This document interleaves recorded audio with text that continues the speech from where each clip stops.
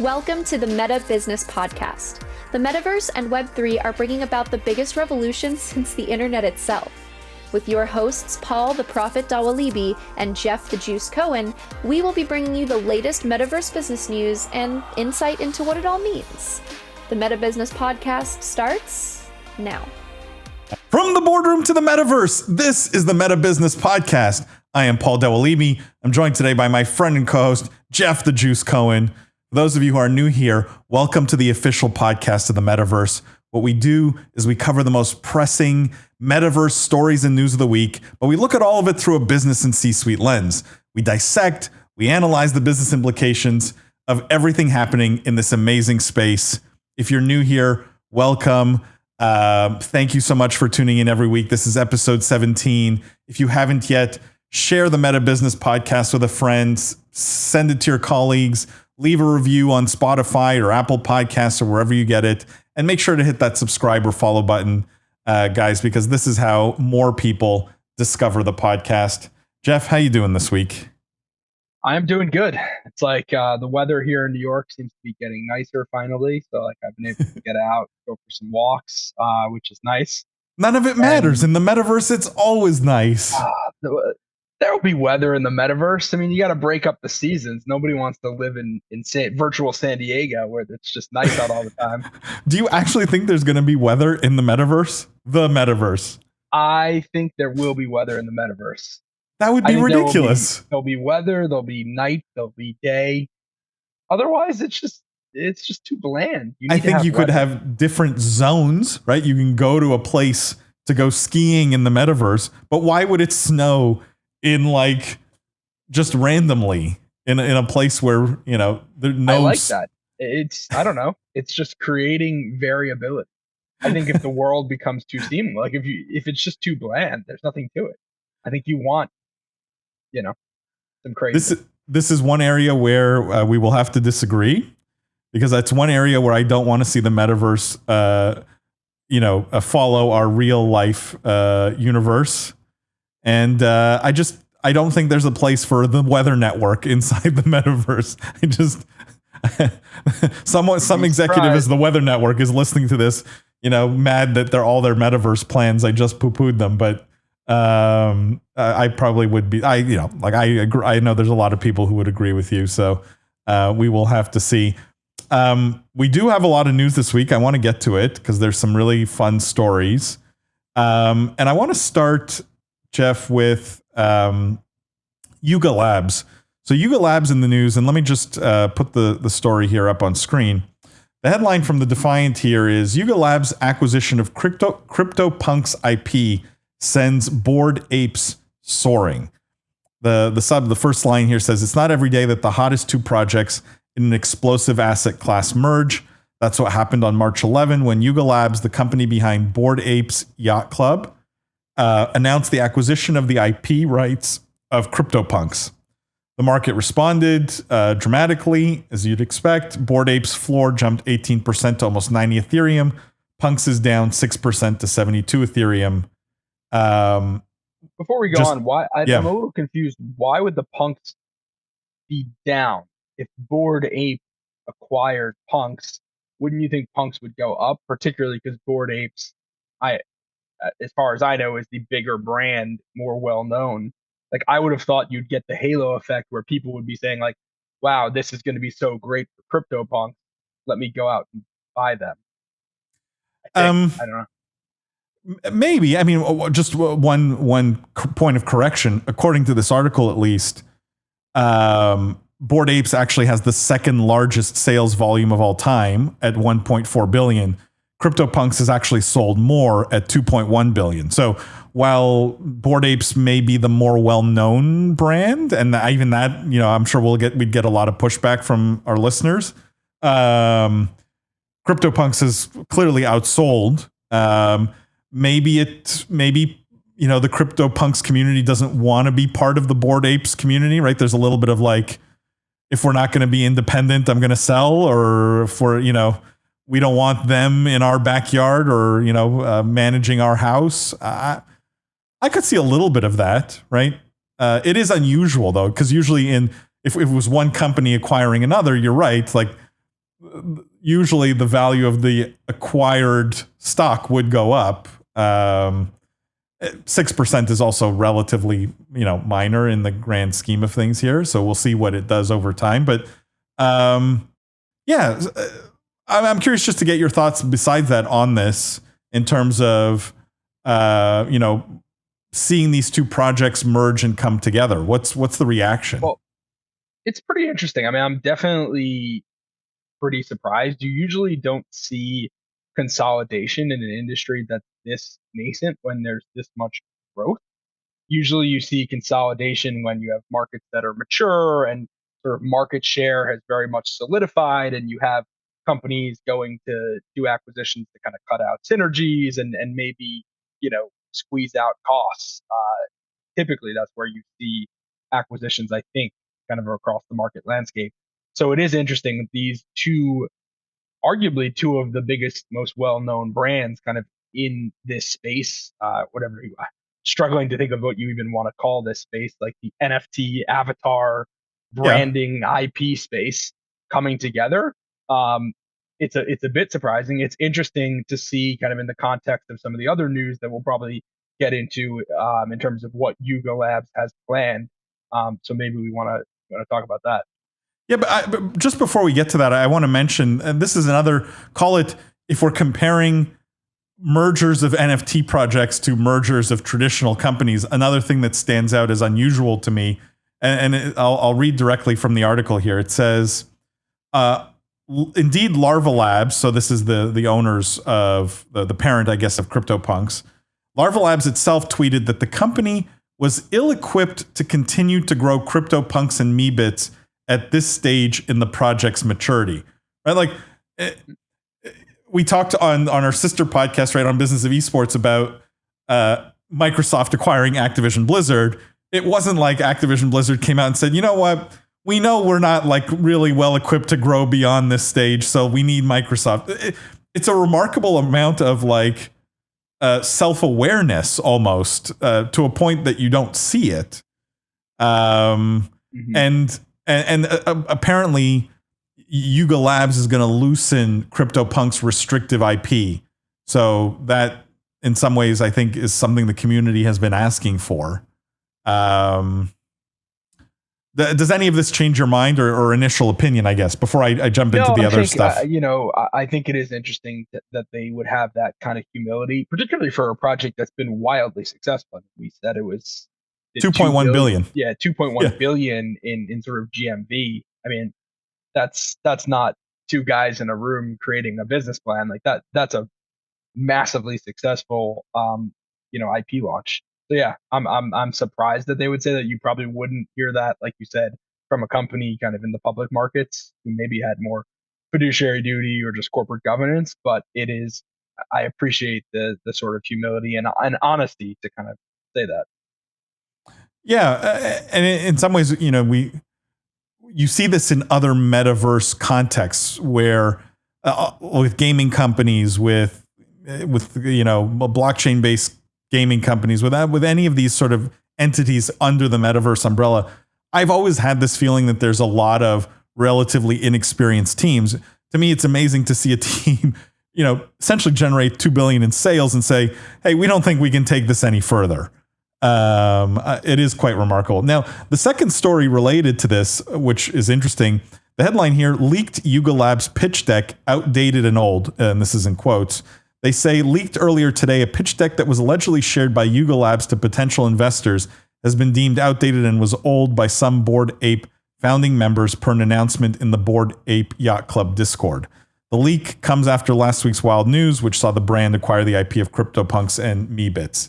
Now, allegedly, the deck revealed that Yuga Labs is planning to generate net revenue of $455 million in this year, 2022, and it's said to contain their 2022 roadmap with projections for their upcoming Metaverse initiative, as well as a planned token drop and a virtual land sale, which we can talk about that. The expected sale, they were supposed to sell 200,000 plots to raise $178 million. The document also has a valuation for the brand, and it's in the $5 billion range. And does this, now that sort of this is leaked, and yes, the Bored Apes Yacht Club has come out and said this is old and outdated, but they also didn't say we didn't write this, right? So at some point it was up to date. At some point this was their thinking. Curious your thoughts on that, Jeff. Well, there's a lot to unpack. I guess we can go through it maybe piece by piece. I mean, first, I'm very impressed with the net revenue, obviously. I mean, scaling to 450 million in 2022. That's in the context of, like I remember when I used to cover Glue Mobile as a public company, that was their revenue. So we're talking about large scaled mobile gaming organizations doing the same amount of revenue. And I like that kind of leaked, because if we had been talking about this story and they'd just thrown out $5 billion valuation without any other context, I think you and I would have been like, oh, that's ridiculous. But when you put it in the context of almost 500 million in revenue next year, it's still a really high multiple. But at the same time, it doesn't seem outrageous when you kind of put it into context. Maybe you'll disagree with that. No. Here. It's not crazy. It's not crazy. Here. We'll do this. Here's the tinfoil hat question, right? Which is, this outdated version of the deck, the current version, does it have a number bigger or smaller than 455 million? I think it's got to be. That's an interesting one, because I guess volumes have probably slowed. When you're doing this with this acquisition, maybe the combined number, I would assume, should or better be higher. That's a good question. What do you? Because they also came out and said this is old and outdated, which makes me believe the real number is higher, right? Otherwise, you would probably be like, yeah, that's cool, guys. Like, believe what's in that deck, right? Well, I don't know. I'm just thinking more like, it seems, hasn't the whole NFT market, like, kind of the volumes have dried up, or not dried up, but have normalized relative to, what I think was happening 4 or 5 months ago. Yeah. I mean, a lot of this revenue, so like half of it or a little less than half of it, is coming from these virtual land sales, right? If anything, though, that gave me less confidence in the story, because I'm starting to wonder, maybe in the same way NFTs in the beginning, it wasn't clear the utility, right? What is the utility of all of these virtual land sales at this point? Like, we're selling a lot of virtual land, but to what end? I 100% agree. And it's, to your point, it is a lot of virtual land. It's not like they're selling 15 plots. They're selling 200,000 plots, right? So effectively, the way I always think about this sort of virtual land, and maybe this isn't the right way to think about it, but I almost think about it like the metaverse is an app store, and then each piece of virtual land is almost like an app in the Apple App Store. And maybe that analogy is just terrible. Maybe it's not. I'm not sure. But that's sort of the way I always think about it. And so if you kind of go forward with that analogy, there's a ton of apps on the Apple App Store that get almost no download.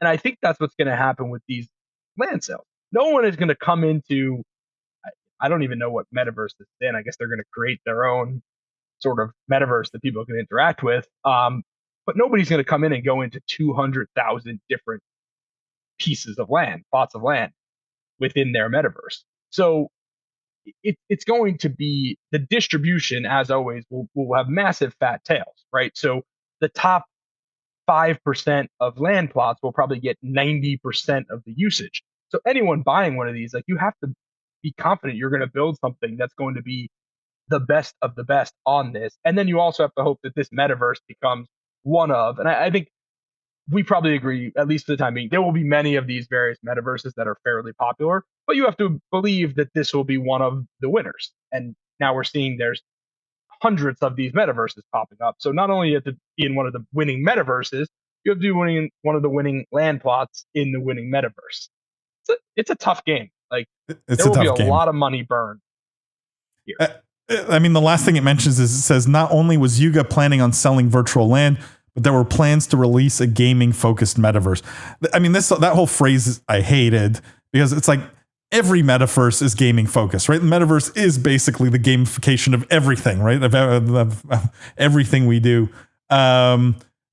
it feels, without having seen the deck, that it's a lot of like lip service, but everything's sort of half baked, right? You've got this core IP and this core asset here, which has generated all the revenue, right? The Bored Apes and CryptoPunks, which they're acquiring, and now it's like, well, how do we drive growth? And so it's, well, virtual land and games but like, how does that tie back to your initial the IP that you've acquired and the IP you've built is not clear to me, right? Like a Bored Ape game says nothing to me, at least, right? Like I don't know, that doesn't. And another thing about this, and I think this is where what you're driving towards, it's like it feels like these people are coming to gaming very haphazardly, where it's like, oh, we've got this cool IP, we've got this, following. Let's just make a game, as if it's like that's the easy part. It's like, no, that's the incredibly hard part. Yeah. Like you can't just be like, well, let's just throw a game mechanic on top of this and build a quote unquote metaverse. It's like, what? Like that is incredibly hard, and they're making it seem like that's just the easy part. So true, but it's especially funny because they just spent, I feel like, at least a couple years convincing everyone that these NFTs were art, right? And it's like buying art.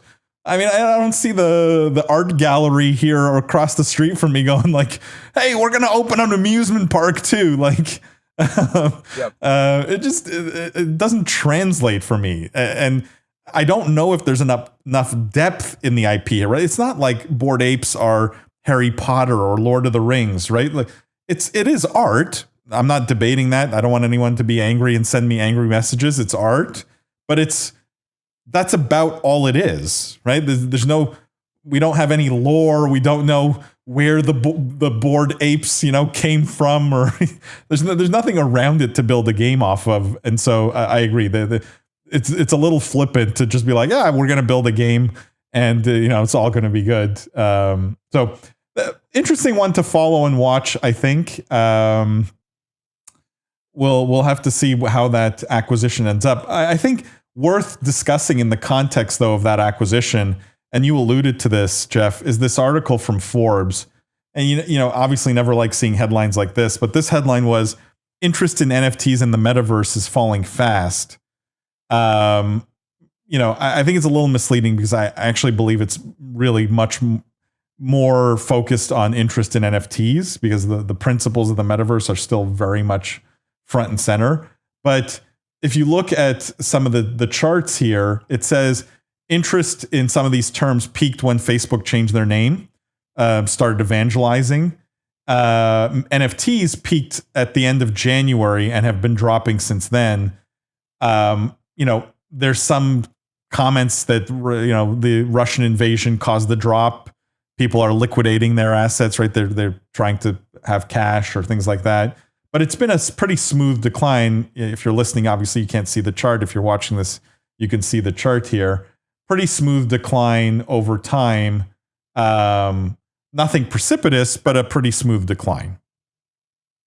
So I have a lot of sort of thoughts on this. Yeah. I think this is a classic example of, a games industry journalist, and a very good one at that. I think Paul Tassi's very well respected in the kind of RPG, looter shooter, gaming kind of press community, but taking a preconceived notion and sort of molding data to find the narrative that they want to find. I think there's a lot of problems with using Google Trends to sort of have this kind of narrative. Google Trends are very good at kind of comparing different things at different times, but I don't think this is the perfect way to look at it. I would be looking more at, VC funding, which we've seen a ton of VC funding come into the space. That's way more forward looking. I think we've seen a ton of developers just moving from Web 2 companies to Web 3 companies. That's also very forward looking. This is something we talked about on last episode, how, it takes a long time to build a game. So I think we're at a point in the hype cycle where a lot of capital is flowing into the space, a lot of talent is flowing into the space. The games are going to come. So I don't necessarily agree with sort of the premise of this article. Jeff, I'm so glad you said that. Before you cut it, I saw someone responded with a tweet to this guy where it shows if you do Google Trends for just the word gaming, you Yeah. see a very similar, like the Yeah. trend line is down. Yeah. It's like it Yeah. peaked in like 2014. So Yeah. it's like, it's just not a good way to look at these things. I'm so glad you said that. I mean, I was hoping I wasn't going to have to disagree with you on this one. Like the term is not what matters. It's the business that matters, right? The success of the industry that matters. A word becomes popular, obviously peaks in popularity unless people are Googling it and searching it. It doesn't mean that the dollars aren't being made, dollars aren't being invested, and dollars aren't being extracted from efforts within that industry. Like to me, this is the absolute worst analogy to use to try and draw conclusions about the health of an industry, because it says nothing, right? It's about how many Google searches did people do. And it could be that, forget about the Meta announcement. It could have been that Ninja went on Ellen. A bunch of people Googled gaming, right? To your point. So you have this huge spike and then it goes back to normal and you go, well, gaming's on the decline. Well, no, like, look at player bases, look at, revenues, look at. It's just not a good metric. And it's I think, a remarkably tone deaf kind of article. It's an article that's extremely misleading. And I sort of hate seeing it, right? Like we can be critical of Bored Apes trying to extend into gaming and things like that. But like saying interest here is falling fast is like alarmist for no reason and just blatantly wrong. Like just blatantly wrong. I mean, all Paul Tassi has to do is walk around Silicon Valley for a day or two and look how many billions are being focused there. That's not going away fast, right? Like when you have billions and billions of dollars being invested in an industry, it doesn't just disappear overnight, right? We're going to see these companies building over the next 5 to 10 years with just the capital that's been put in to date. It's definitely not going anywhere fast. So here's the good counter to this, right? Like, you have maybe one of the smartest guys in all of entertainment, Bob Iger. So this is an article from Deadline.com. Bob Iger makes post-Disney foray, investing in metaverse firm Genies and joining avatar makers board. So Bob Iger, former CEO at Disney, he's joining the board of this avatar technology company, Genies, and he's making a personal investment in the company. He left Disney last December. This company evidently has a pretty good board. Mary Meeker, Rick Yang from NEA, and the co-founders. And the idea is he's going to help Genies navigate its mission to empower humans to create their own avatar ecosystems in Web3. So I want to say we saw, what was the name of the other company that we talked about that was doing this? Ready Player Me or something like that, right? Yep. We don't know how much this company raised, Genies, but this is the second one now I've seen dedicated to sort of avatars, right? Like this is what you're going to use to create, dress up, customize your avatar, and then that avatar somehow is going to be transportable. I think is sort of the pitch of all of these. What do you make of Bob Iger's foray into the metaverse? What do you make of sort of this being his first sort of salvo? I think it's super interesting in the context of what I think we know about Bob Iger historically, where at least as I understand from an outsider's perspective, historically Bob Iger was never very bullish on Disney being heavily involved in gaming. Obviously, under his leadership, they sold off their gaming assets and kind of outsourced everything to third parties. And I think that was, probably a foolish decision in hindsight, and I've kind of argued that for a while. So it's interesting now for him to leave Disney and kind of be immediately investing his time and his capital into the gaming space, or at least the metaverse.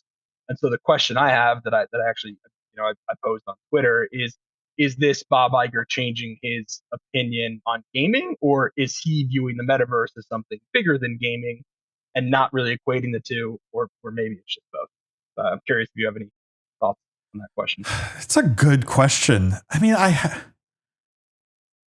I think we have to give a guy like Bob Iger the benefit of the doubt, right? That he understands that these avatars are tied to gaming in a pretty fundamental way, right? That they will have to be used in some kind of gaming context. It's sort of impossible to have a business like this and not talk or touch on gaming, right? Even in this company's pitch deck, I'm assuming they would have pitched something around gaming as part of their business plan. And so I don't think we can say, well, Bob Iger's just like, he's seeing this as something totally different, and he's still bearish on gaming for sure. Like, I think clearly his mind has changed. If historically the view was he doesn't like gaming or he's not bullish on gaming.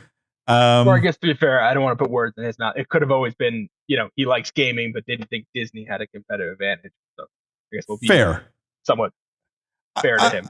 I'll take the flip side and go, a guy like Bob Iger, right, post Disney, again, one of the most powerful people in all of entertainment, could have chosen to do anything, right? Put his money, which, he has tremendous wealth, his time, which, post Disney, arguably he probably has more of, could have allocated that anywhere, right? The fact that he's chosen to allocate it here, I think, is telling. Now, I don't know Genie's business. I don't know how, I can't comment on how, bullish or bearish I personally am. But to me, there is a signal here that can be applied to the industry as a whole when a guy like Bob Iger puts his time and, more importantly, his money to work and says, this is the first thing I'm going to do post Disney. So whether he buys into clearly he has bought into gaming. I think it's impossible to argue that he hasn't, but clearly buys into the sort of that metaverse future, which, makes this article around, the one we just talked about even more kind of ridiculous in this context. 100%. And good for these guys at Genies. I mean, talk about their board was already stacked, but talk about getting, an absolute hitter. Like you said, he could, spend his capital and his time anywhere. He could have joined the board of Epic or really pick a company. I'm sure you could literally have him at any company he wanted to be. So to kind of jump on board a company that I personally hadn't heard of prior is kudos to them, obviously. Here's the question for you on the company specifically, Jeff. Is this, I don't even know what we call them, avatar makers? Like, what's the subcategory, right? Is that a metaverse fashion? Is this a winner take all market? Because it's not just metaverse fashion. It's like, this is your one-stop shop for an avatar, right? That's the idea. And your avatar is you. And so you probably shouldn't have, there's not more than one you. And so once you've made an avatar with one of these platforms, if they all are connected into the same places, why would you need the other platform? I agree. I mean, I think when you put it that way, it probably is winner take all. And I think when we did the Ready Player Me story, you talked a lot about sort of the technology and the standards and how it wouldn't be a private company or anything like that. It would be sort of a set of developed standards. I wonder if you still believe that, and that's one of the things I love about this podcast is we come back to recurring themes, and our opinions do often change, which I think is healthy. No, I actually, I asked a bit of I think a trick question in the sense that I actually don't think it's a winner take all market, because I do still believe that it's going to be some set of agreed upon standards that multiple companies will all implement. All right. And maybe I go with Genies because their avatars adhere to those standards, right? They're all compliant. That allows me to be that avatar to be portable, but they have a better selection of shoes, right? And I like messing with my shoes on my avatar, and Genies has, deals with Gucci and, Louboutin. And so I make my avatar on Genies because that's where I get the cosmetics that I like. I think that's going to be the differentiating factor. That's how these platforms are going to compete. It's with deals outside of metaverse companies, right? And the plugs into the metaverse will all be standardized, hopefully. I know you liked that I threw a Gucci shoe reference in there. I didn't even. You pronounced that one French word. I don't even know what you said. Let's finish. Great, perfect pronunciation. Let's finish with a story from GamesBeat here, Jeff. This is Adobe in the Metaverse news. And the headline, Adobe stakes its claim in the metaverse with AR/VR tools. So this story talks about Adobe, it says, believes the metaverse is going to blur the distinction between the digital world and the physical world, and it wants to provide the tools to enable that. That was one of their big messages from their Adobe Summit. It says Adobe sees metaverses or virtual worlds and other immersive experiences as the new wave of digital interaction.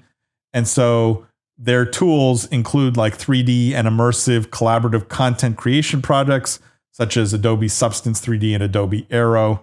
And they want those products to be sort of the fuel of this metaverse, right? It's like 3D modeling kind of products to make 3D creation and sharing easier is, again, the quote from this article. So what do you think of Adobe getting in the space, and what do you think of sort of tools companies in general? Well, I mean, tools companies are often, great investments. I love, investing in things that are like digital picks and shovels or infrastructure plays. Adobe obviously has been one of those for many years. I think, for people who aren't maybe in the software investing world and don't, just know of Adobe as a consumer, people don't realize just how big and impressive of a company, Adobe really is.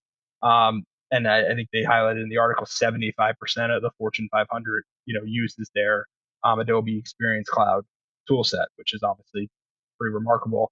So my hot take here is that I think Adobe is going to buy Unity in order to Wow. get bigger into this space. I think it makes a lot of sense. Adobe's think of over 100 billion company, and Unity's around 20, so the size kind of makes sense. And they just have a really good enterprise sales force. They could sell into they're both B2B software companies, and yeah, I mean, it's obviously just my tinfoil hat, do the music, but that's my hot take.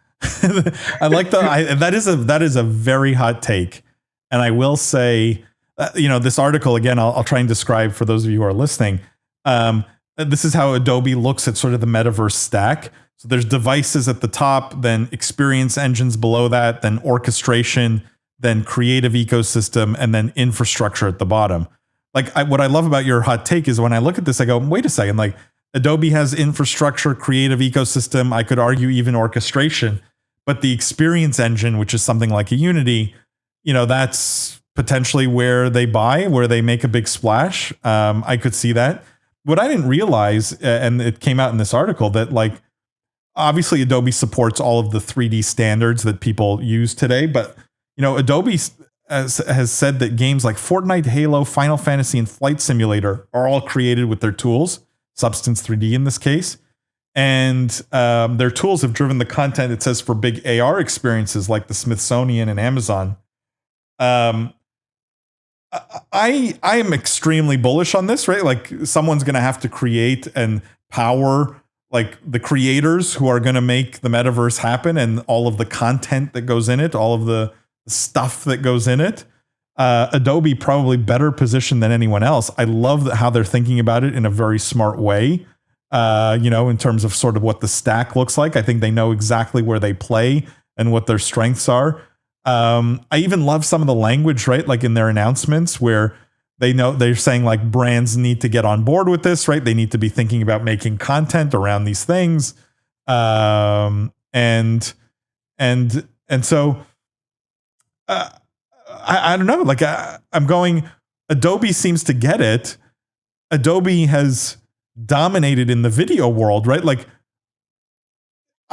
usually when there's a huge shift, this is the opportunity for competitors to come in and, take market share or encroach on the big guy who's been sort of dominant for so many years. I mean, Adobe Premiere, how many YouTubers on the planet use Adobe Premiere? Has Adobe potentially already run away with the metaverse tools, like with the Web3 tools already, just in how far along they are in terms of thinking and how far along they are on product?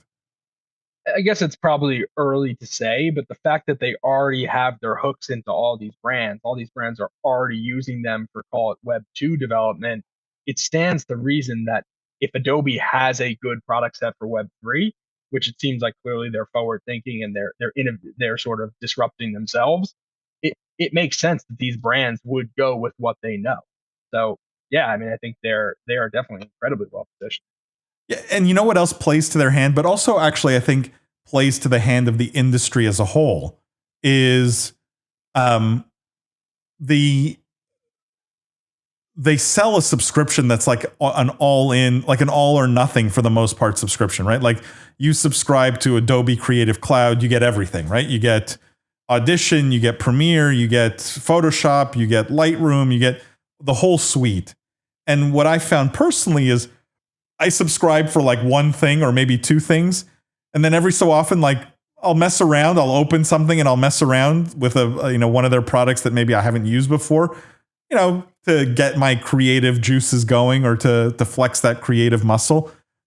I think if they end up bundling all of this in that same subscription, right, we could end up seeing, I think, a huge explosion of metaverse 3D content, right? Stuff that's built, call it, for AR and VR experiences just naturally, right? Someone who's already a creative person who's working with Premiere may open that up and go, wait a second, like this is cool. Like, let me experiment. Let me play with this. And it puts the tools in the hands of the people who are most likely to be building that next generation of content. 100% agreed. Cool. I mean, the Adobe story is an interesting one. I love that take though on Unity. I think that's spicy. I hope you put that out on Twitter. I did. At Jeff Cohen 23. There you go. If you want to follow the juice, and I mean, obviously, investment advice. Never investment advice.